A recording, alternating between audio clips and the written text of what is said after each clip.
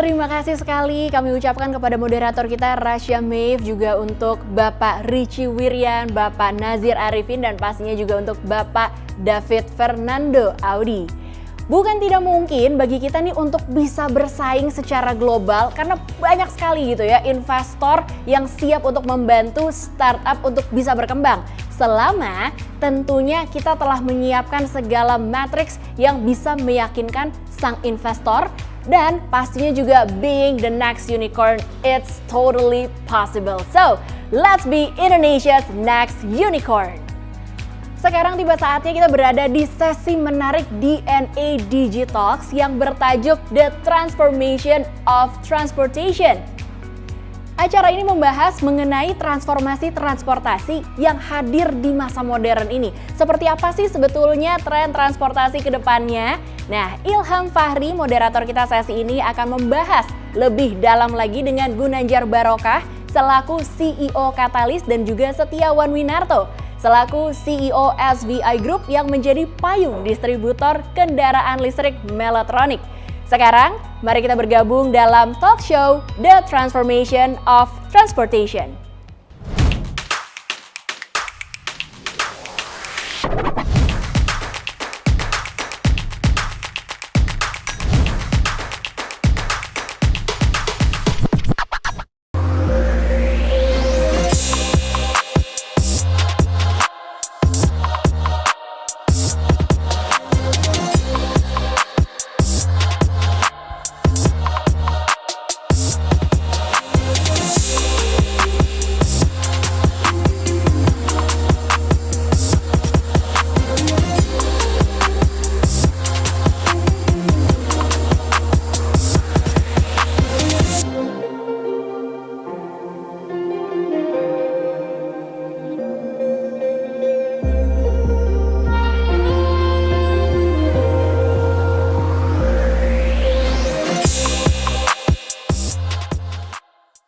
Selamat siang pemirsa di rumah, semoga kita semua dalam kondisi yang sangat baik. Selamat datang di DNA Digitalks, sebuah rangkaian acara Grand Opening Disrupto Digital Hub. Saya Ilham Fahri yang akan memandu sesi kali ini yang berjudul Transformation of Transportation. Sebelum kita memulai sesi ini, sebagai informasi, Disrupto Digital Hub merupakan sebuah multipurpose venue yang berlokasi di The Breeze BSD City yang menjadi epicentrum inovasi dengan menghadirkan pameran seni multimedia serta program talk show dan juga workshop yang rutin. Dipersembahkan oleh Disrupto dan Sinar Mas Land, Disrupto Digital Hub hadir untuk mewujudkan visi misi Digital Hub Next Action atau DNA dalam mendukung perkembangan ekonomi digital dan ekonomi kreatif di Indonesia. Dalam sesi ini, kita akan membahas mengenai transformasi transportasi di mana kita tahu teknologi sangat berperan penting dalam proses transformasi transportasi ya di masyarakat gitu. Oleh karena itu hadir bersama kita di sini ada Bapak Gunanjar Barokah selaku CEO Katalis. Halo Pak Gunanjar. Halo Mas Ilham. Yes, Katalis.co adalah sebuah branding dan design consulting firm yang fokus kepada otomotif. Nah, selain Bapak Gunanjar, di sini juga hadir ada Bapak Setiawan Winarto selaku CEO SVI Group. Halo Bapak. Halo. Bapak Setiawan, saya ulangi lagi, CEO SVI Group yang juga menjadi payung Melotronic, distributor kendaraan listrik, gadget, lifestyle, dan juga elektronik. Selamat siang Bapak Setiawan dan juga Bapak Gunanjar. Ya. Keadaan sehat ya? Siap. Sehat, Mas Ilham juga mudah-mudahan sehat ya. Alhamdulillah, semoga kita semua di sini sehat-sehat terus dan kita tetap waras di era yang ya begitulah. Ya, amin. Oke. Waras tuh penting ya. Waras itu penting banget. Waras itu yang paling penting. Ya, Oke, kita hari ini akan membahas tentang transformation of transportation ya, transformasi dalam bertransportasi. Sempat kayak 2 atau 3 tahun belakangan ini kayaknya kita itu pernah ada kayak momen di mana ada skuter elektrik ya yang bisa kita pinjam di beberapa outlet gitu ya di Jakarta, mungkin di beberapa kota juga selain di Jakarta gitu ya, yang kita bisa kita bisa pinjam dan bisa membantu untuk mobilisasi kita di Jakarta gitu. Nah, katanya itu adalah tren micro mobility. Betul, Pak? Betul. Tren micro mobility. Menurut Bapak Ginanjar sama Bapak Setiawan nih, kira-kira tren micro mobility tersebut untuk di masa depan, mungkin ya untuk di masa depan dan kita aplikasikan untuk di Jakarta atau di Indonesia, ini akan menjadi tren yang positif nggak sih Pak untuk di masa depan, Pak? Kita ke Bapak Setiawan dulu deh. Oke. Kalau pelopornya sebenarnya kan kita mesti definisikan sama-sama nih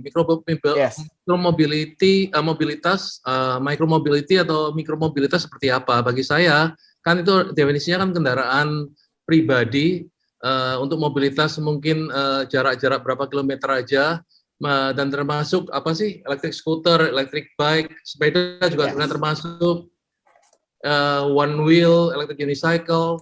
Ya, itulah termasuk kebanyakan personal electric vehicle ya. Ada electric skateboard juga. Sebenarnya tahun 2019 itu kan di Indonesia sudah mulai booming sebenarnya. Di mana-mana sebenarnya di pelopor Indonesia biasanya terlambat setahun lah atau kadang-kadang 2 tahun.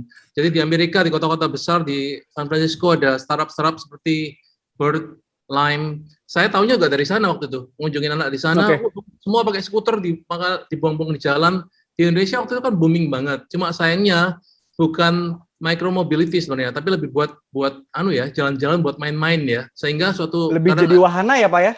Betul, main-main muter-muter, sehingga sayangnya juga karena shock, mungkin culture shock ya di Indonesia, tiba-tiba naik kendaraan listrik, skuter di mana-mana, anak kecil pun juga nggak disensor, jalan raya lu tabrakan pun terjadinya karena 3 orang gandolan pagi-pagi jam 3:30 kalau nggak salah ya di daerah Senayan itu ya, kemudian terjadilah dipukul rata semuanya, dilarang semuanya. Jadi sangat disayangkan sebenarnya. Karena waktu itu booming banget. Waktu itu SVI Melotronic bawa Segway Ninebot ke Indonesia. Kita launching dan sukses banget. Tapi kemudian karena pemerintah juga mungkin waktu itu juga masih kaget juga, masyarakat juga culture shock. Karena kecelakaan dilarang semuanya, jadi sehingga bingung. Kemudian terakhir setahu saya diperbolehkan lagi. Cuma jadi orang-orang jadi pada bingung gitu. Tapi sebenarnya waktu 2019, 2020 itu kita Indonesia di inflection point. Mestinya micromobility seperti di luar juga naik tinggi sekali karena waktu pandemi ini justru orang menghindari public transport itu, Mas Ilham. Siap. Ada tambahan mungkin dari Bapak Gunanjar? Iya, menambahkan juga dari buat dari Pak Setiawan juga nih. Jadi kan konsepnya micromobility itu selain internal combustion engine gitu. Jadi pokoknya selain yang berbahan bakar bensin itu adalah micromobility. Jadi bisa aja elektrik, bisa juga manusia gitu. Jadi skateboard, beca itu juga bisa dibilang micromobility juga. Nah, selain itu juga karakter micromobility adalah low speed gitu. Jadi maksimal kurang lebih 45 km per jam itu bisa dibilang seperti itu. Nah, kalau kita sendiri sih optimis ya dengan tren micromobility nanti gitu, khususnya untuk penunjang sarana transportasi di masa depan gitu. Karena kita ngelihatnya micromobility itu tuh efektif dan efisien buat komuter ke transportasi publik gitu. Nah, PR-nya kota-kota besar ini kan integrasi transportasi publik ini kan. Nah, jadi ada parkiran lah, macet lah gitu, polusi lah gitu. Jadi ya diharapkan sih ini bisa jadi solusi ya gitu. Ya terlebih lagi kan sekarang nih kan lagi pandemi nih kan, masyarakat juga kan pasti ya itu sama seperti yang disampaikan Pak Setiawan. Jadi penting nih gimana sih kita aware sama lingkungan hidup gitu kan. Dan juga kedepannya juga ya mudah-mudahan ya kita bisa beralih nih dari penggunaan dari energi fosil ke kendaraan listrik di masa depannya gitu. Mungkin kalau boleh menambahkan data untuk micromobility, size marketnya tahun 2019 itu sekitar 2,5 sampai 3,5 billion US. Kemudian di berbagai research termasuk dari McKinsey yang dari Pak Gunanjar tadi bilang itu 300 sampai 500 billion di tahun 2030. Kalau 300 doang aja udah 4.500 triliun pasarnya. Gila sekali sebenarnya. Ya. Oke.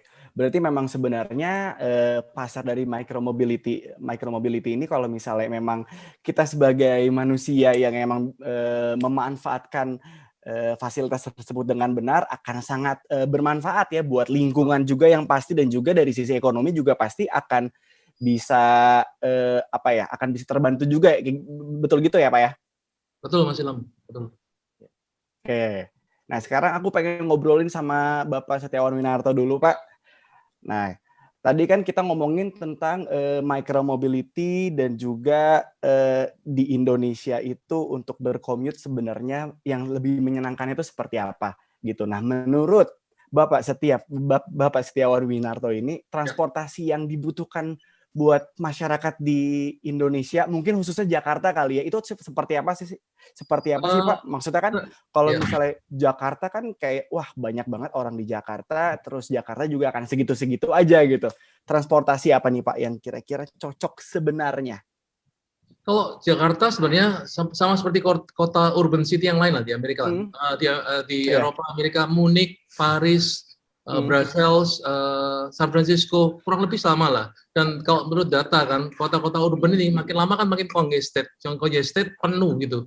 Kalau mengandalkan public transport, oke juga, tapi nggak semuanya gitu. Apalagi kondisi pandemik, semua menghindari public transport. Betul. Jadi kalau orang travel ke mobil juga nggak praktis, karena spesial dipakai 1 orang 2 orang.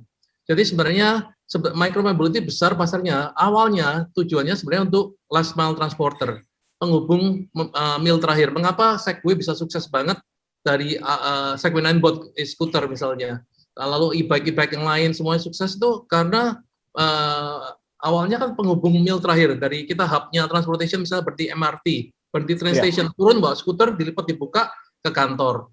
Tapi berubah fungsi sebenarnya. Karena teknologinya 2019 sama sekarang jauh berbeda, baterainya lebih kuat, motornya lebih gede, jalannya lebih jauh. Jadi dari dulu pikir last mile transportation, sekarang the whole mile transportation, dari rumah ke kantor skip aja, langsung aja semuanya. Cuma sayangnya karena petugas lagi salah kaprah juga, dan mungkin interdepartmennya agak melenceng dikit. Mungkin Pak Gunanjar akan setuju ya. Di Indonesia kan Pak Jokowi itu benar banget. Kita kalau mau leapfrog nggak bisa lagi ngandalin fosil, bensin udah ketinggalan dah. Harus ke listrik. Apalagi Indonesia cadangan nikel terbesar dunia kan. Udah bener, cuma interdepartmennya kadang kacau. Sehingga, sorry saya ngomong terus terang semoga didengar. Interdepartemen kacau, dari departemen yang lain, kementerian juga satu bersemangat banget, satunya kebingungan sehingga nggak nyambung gitu. Kalau aja ada misalnya Pak Jokowi seperti menunjuk Pak Luhut sebagai kepalanya PPKM. Nah, kalau Indonesia aja satu aja, misalnya Pak Gunanjar atau siapa tunjuk untuk percepatan ini menuju elektrifikasi. Nyambung apa? PP nomor berapa Pak Gunanjar? PP nomor 55. PP nomor 55. Kalau itu percepatannya kendaraan listrik, kendaraan bermotor listrik terjadi di Indonesia, waduh, selain penggunaan terbesar, juga mungkin kita jadi produsen terbesar juga bisa. Betul. Jadi yang saya lihat sih Jakarta sebenarnya sangat butuh micromobility, karena nggak usah jauh-jauh lah. Itu kita tinggal meniru urban city yang lain, udah persis plek. Dan sekarang yang terjadi di Indonesia jalur sepeda, udah bener sebenarnya. Kalau dibongkar lagi juga sayang, karena kita lihat kota-kota besar dunia, semua convert sebagian mobil jadi jalur sepeda, udah bener itu sebenarnya. Oke. Iya. Sebenarnya micromobility juga ya sebenarnya itu sangat membantu, asalkan juga ya seperti yang tadi kita udah obrolin itu fasilitas tersebut dilakukan atau misalnya digunakan dengan yang baik gitu ya, tidak menjadi wahana gitu untuk kayak ada skuter yang ada di outlet tapi malah jadi main dan untuk foto-foto seperti itu ya Pak ya. Kalau boleh saya tambahkan Mas Ilham, kalau share mobility itu juga termasuk di pasar micro mobility, tapi penderita sih turun, karena kan semua orang kan takut sharing karena hygiene, baik personal harganya, betul, harganya juga nggak mahal kan, jadi ya udah pakai aja sendiri gitu. Apakah sepeda listrik, elektrik moped seperti Katalis itu, atau elektrik scooter, apalagi sekarang lagi kan ada cool factor-nya, kota seperti Jakarta kan niru di luar, pakai elektrik skateboard, pakai elektrik unicycle one wheel, kan lagi tren tuh. Dan outdoor kena sinar matahari, nggak bersentuhan dengan orang. Jadi ya udah sebenarnya dari sisi pandemik itu membawa spirit baru sih, orang-orang mau mencoba sesuatu yang baru. Jadi saat micromobility saat ini tepat sekali sebenarnya. Ya, oke. Kalau misalnya di pandemik tadi Bapak Setiawan bilang ada sesuatu yang baru, betul banget Pak, karena di pandemik ini ada tren baru yaitu adalah tren sepeda yang sangat meningkat Pak. Kalau misalnya bisa dilihat juga kan kayak tren sepeda naik 10 kali lipat dan juga penjualan sepeda naik lebih dari 30%.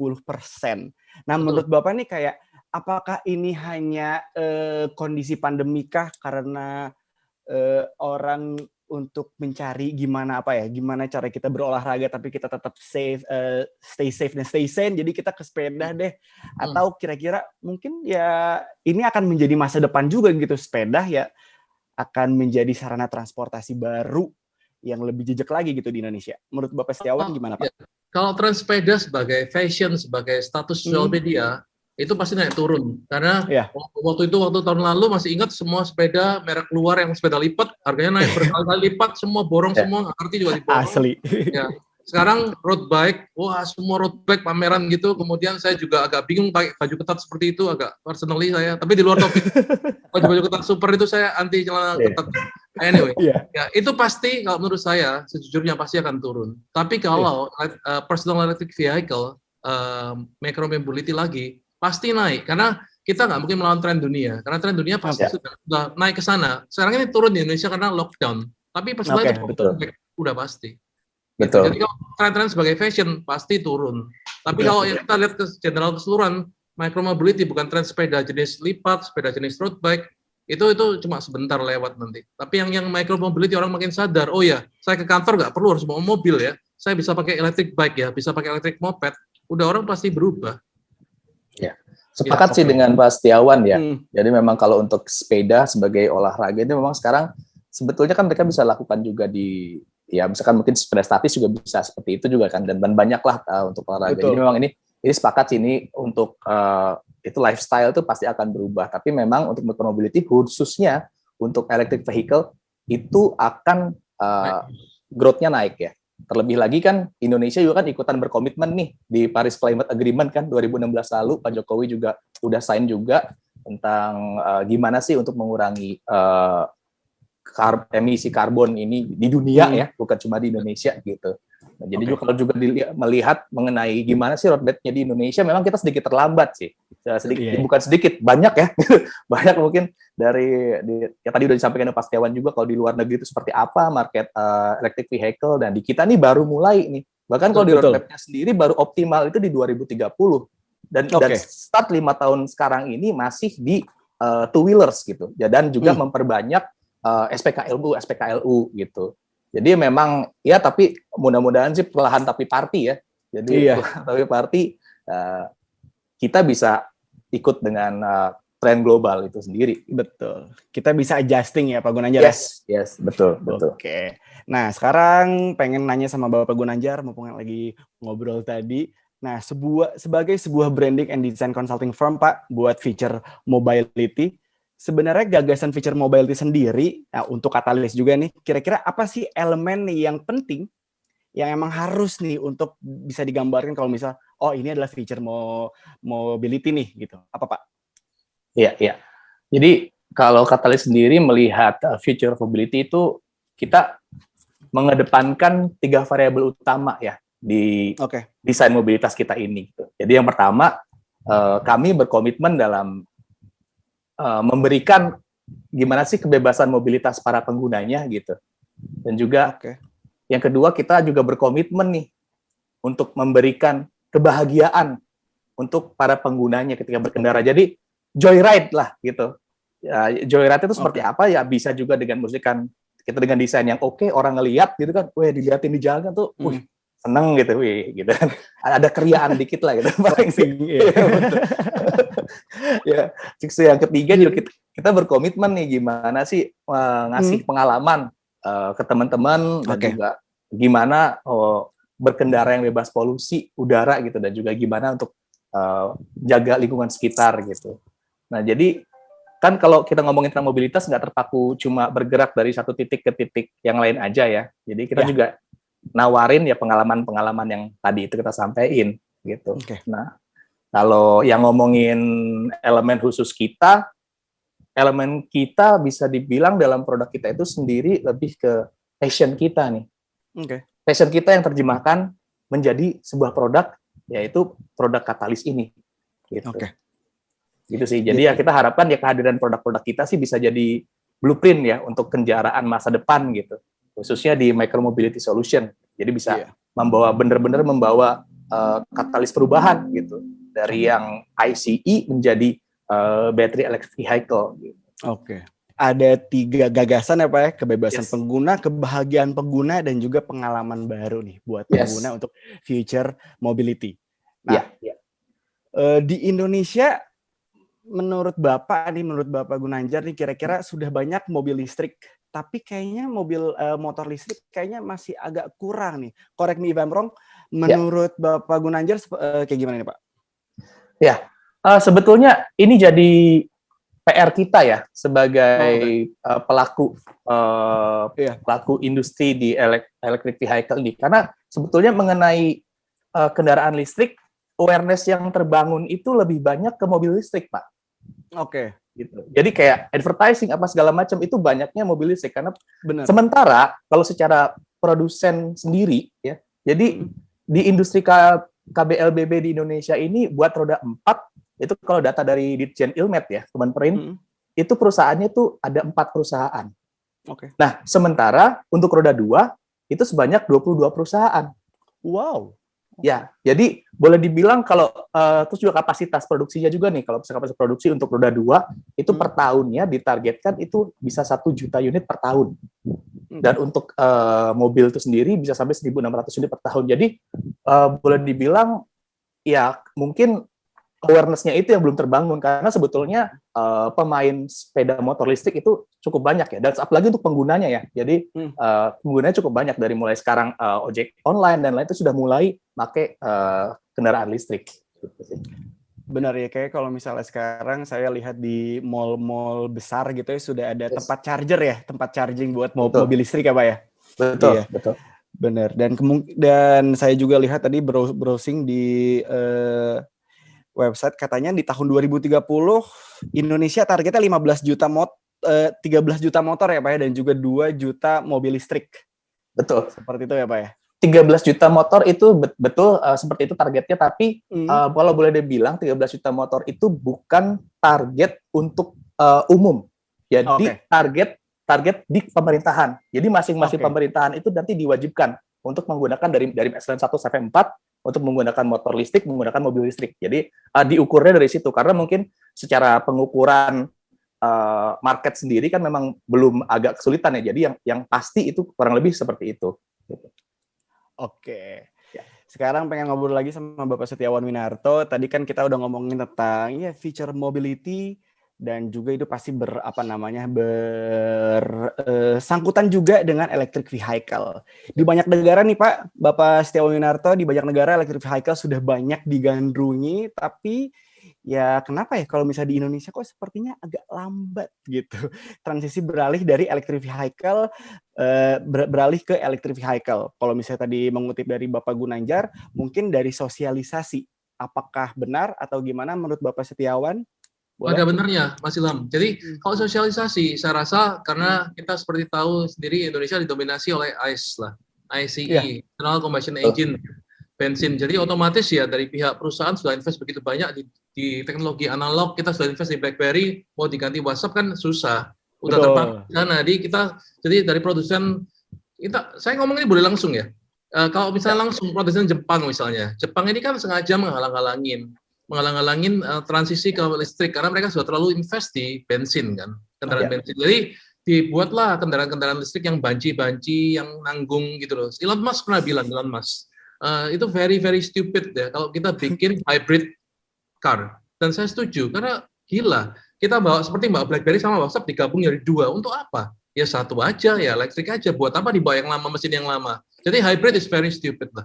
Nah, jadi sosialisasi, kemudian sosialisasi kedua yang menurut saya salah.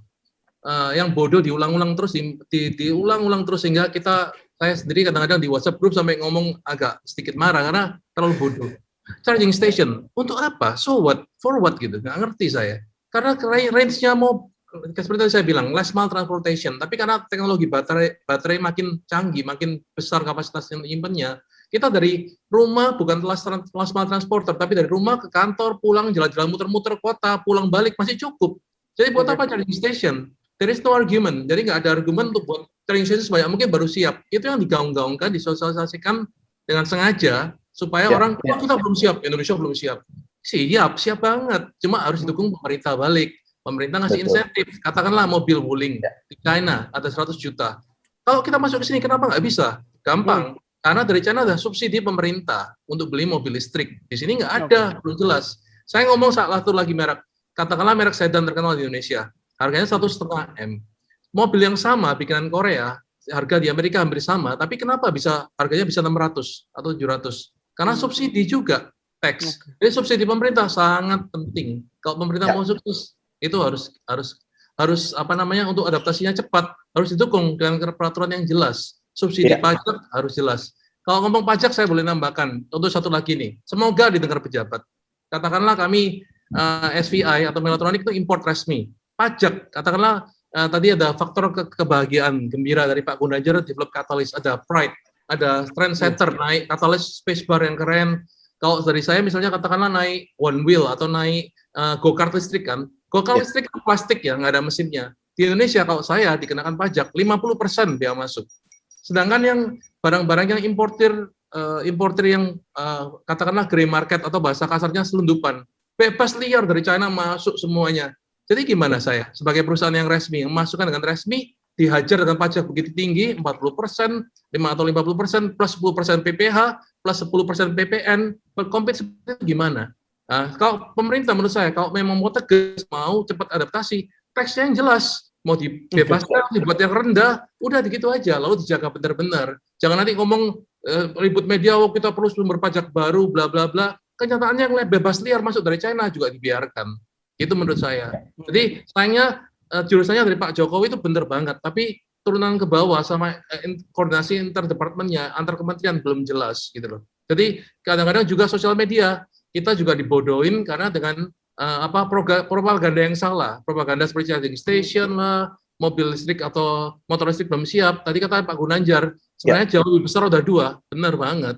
Indonesia roda 2 jauh lebih besar daripada mobil. Jadi fokus kita kalau kita ngomong terus mobil listrik, sebenarnya sehari-hari kan kita justru pakai micro mobility, personal electric vehicle sebenarnya itu. Betul.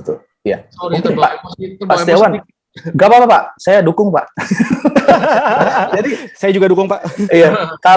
Kalau saya simak dari Kemenperin Pak, mungkin ini karena kan kita sendiri kan kebanyakan komponennya tuh dalam negeri ya, kayak misalkan baterai dan mungkin nanti kedepannya Dinamo pun juga kita ada partneran dengan pabrikan untuk membuat motornya itu sendiri gitu. Jadi kalau saya dengar saya gadang-gadang dari Kemenperin sih katanya ada insentif khusus nih untuk produsen itu. Jadi kayak misalkan bea masuk gitu kan. Nah, saya belum tahu ya karena kita belum diterapkan itu karena kita belum banyak mengimpor komponennya begitu.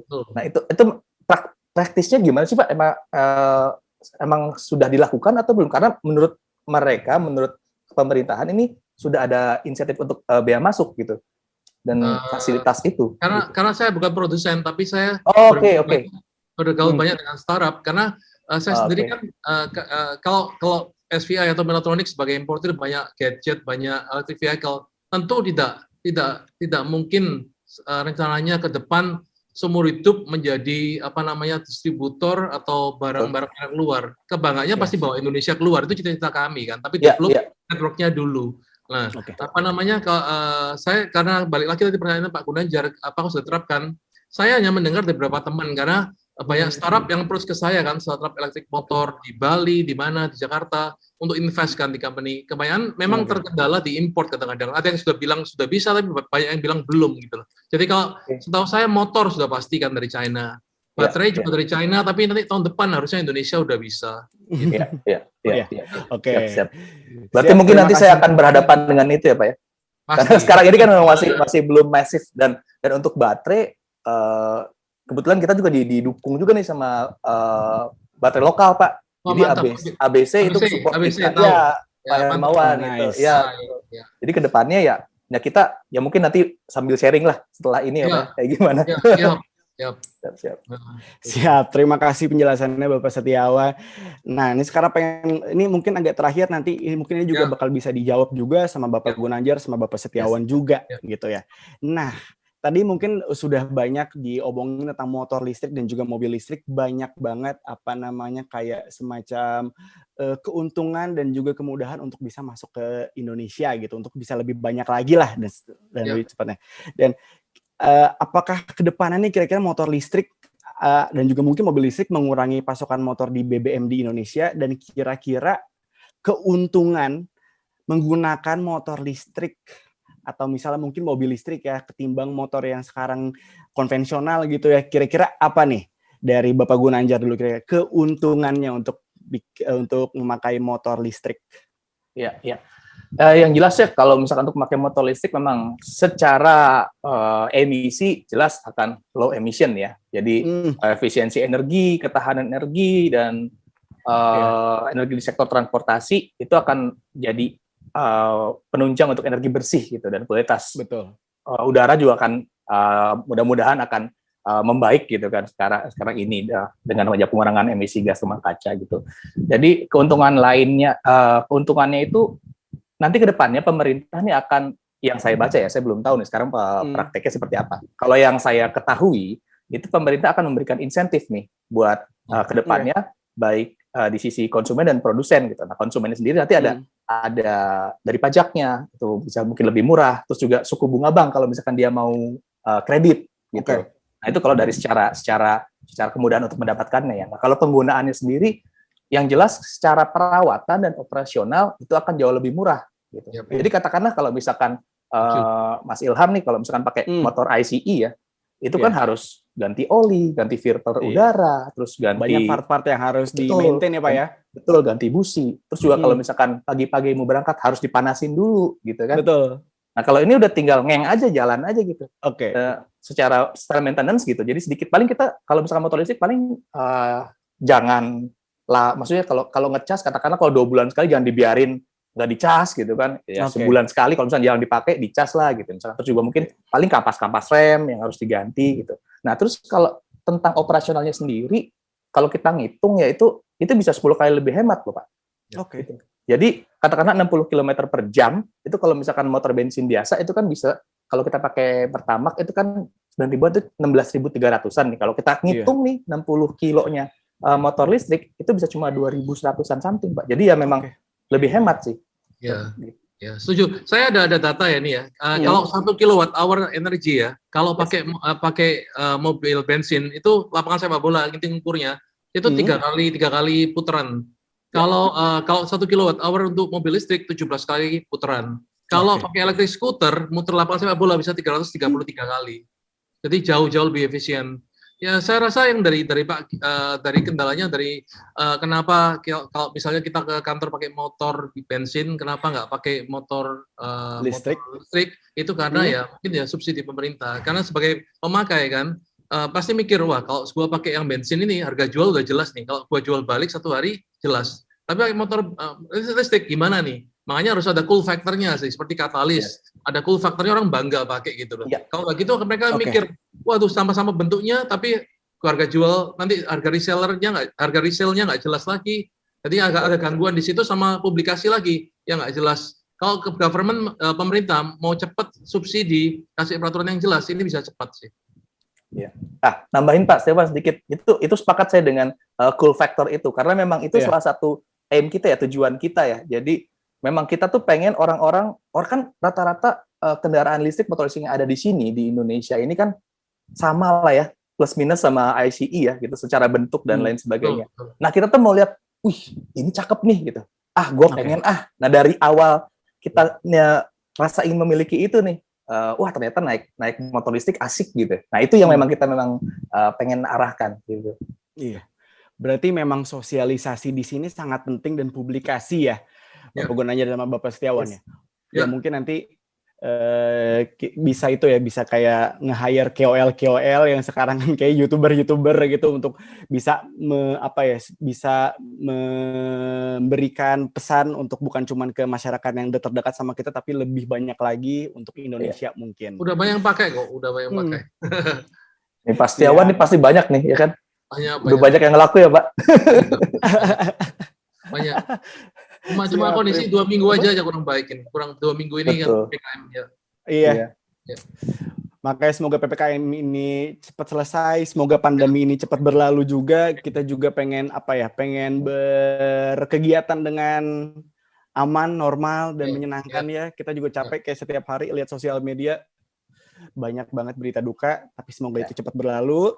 Ya, terima kasih sudah hadir di sesi DNA Digitalks Transformation of Transportation 30 menit ke belakang. Terima kasih Bapak Gunanjar, terima kasih Bapak Setiawan sudah hadir dan kita ngobrol-ngobrol mengenai transformasi dari transportasi. Semoga diskusi ini dapat berguna untuk kita semua ya.